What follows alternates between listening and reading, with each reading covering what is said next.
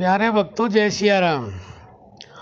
प्यारे भक्तों, बड़े नए नए कमेंट आते हैं लोगों के, और ऐसे कमेंट आते हैं जो सुन कर के बड़ी हैरानी होती है।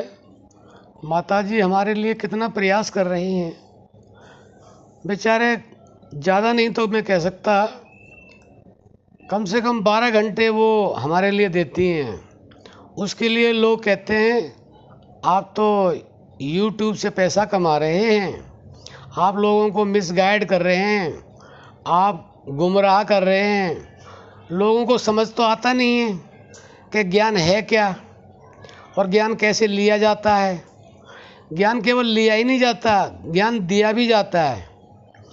वो कितना परोपकार का कार्य कर रही हैं। किसी से आज तक उन्होंने पैसा नहीं मांगा, किसी से उन्होंने ये नहीं कहा कि मुझे गुरु बनाओ।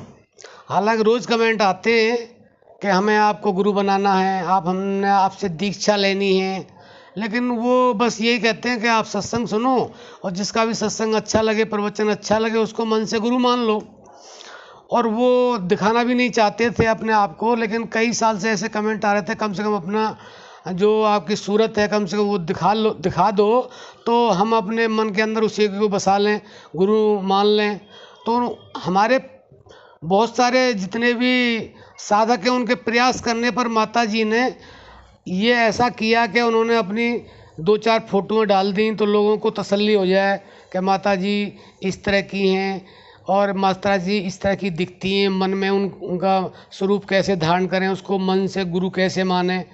तो उसके बावजूद भी लोग ऐसे ऐसे कमेंट भेजते हैं। बताइए क्या किया जाए। समझ तो आती नहीं है और समझना चाहते भी नहीं हैं, और बस वही काम करना चाहते हैं कि बच्चा पैदा हुआ तो बच्चा बोलने लग जाए, बच्चा पैदा हुआ तो वो चलने लग जाए, बच्चा पैदा हुआ तो चलते हुए जवान हो जाए। क्या ऐसा हो सकता है? क्या ऐसा हुआ है?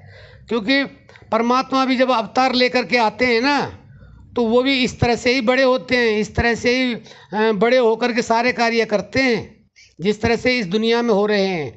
वो भी अपने प्रकृति के नियमों के, महामाया के नियमों को उल्लंघन नहीं करते हैं। वो साधारण व्यतीत जीवन करते हैं और लोगों को कितना दुख झेल करके क्या क्या उपदेश दे करके जाते हैं।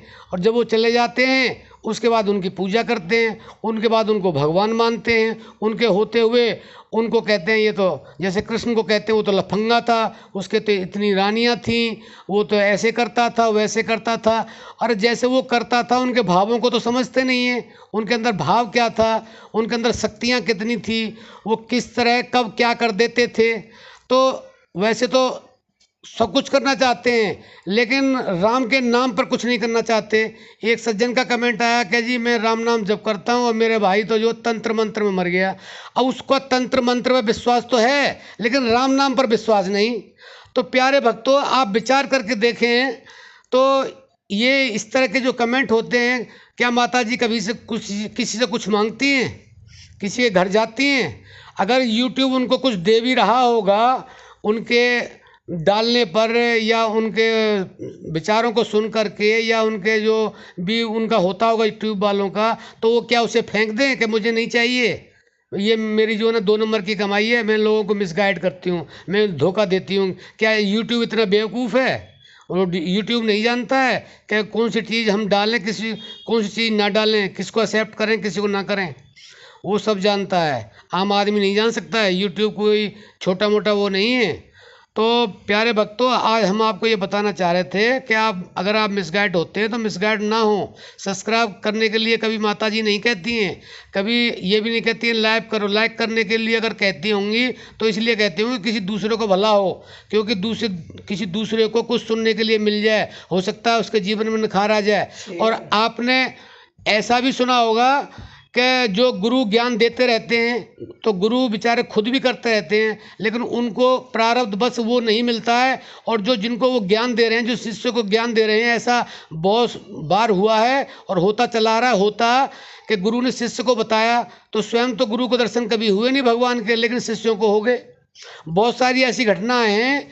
तो ये कोई नई बात नहीं है कि गुरु तो गुड़ रह जाते हैं, चेला चीनी बन जाते हैं। गुरु 5वीं क्लास तक पढ़ाता है बच्चे को, लेकिन वो 5वीं क्लास तक पढ़ाने का ही ज्ञान उसके पास होता है, लेकिन वही शिष्य उसका पढ़ करके आईएएस बन जाता है, प्रधानमंत्री बन जाता है। तो प्यारे भक्तों, आप अच्छी तरह से समझें और विचार करें कि राम नाम को जानना एक छोटा मोटा काम नहीं है। वो तंत्र मंत्र पर विश्वास कर रहे हैं और राम नाम पर विश्वास नहीं है, तो क्या होगा। और विश्वास की शक्ति को सबसे संतों ने सर्वश्रेष्ठ बताया है। जब तक आप विश्वास नहीं करोगे, जब तक आप कुछ नहीं करोगे, आज का इंसान ये चाहता है कुछ न करके सब कुछ मिल जाए। ऐसा कभी हुआ है क्या? न कभी हुआ है, न होगा। तो प्यारे भक्तों, आज के लिए सिर्फ इतना ही। जय सिया राम।